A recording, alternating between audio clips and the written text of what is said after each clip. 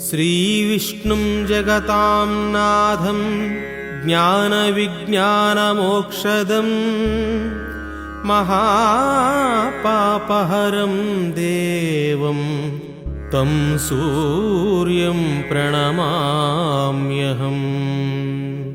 सूर्याष्टकं पठेन्नित्यं ग्रहपीडप्रणाशनम्। अपुत्रो लभते पुत्रं दरिद्रो धनवान् भवेत्। अमिषं मधुपानं च यः करोति रवेद्धिने सप्तजन्म भवेद्रोगी जन्म जन्म दरिद्रता।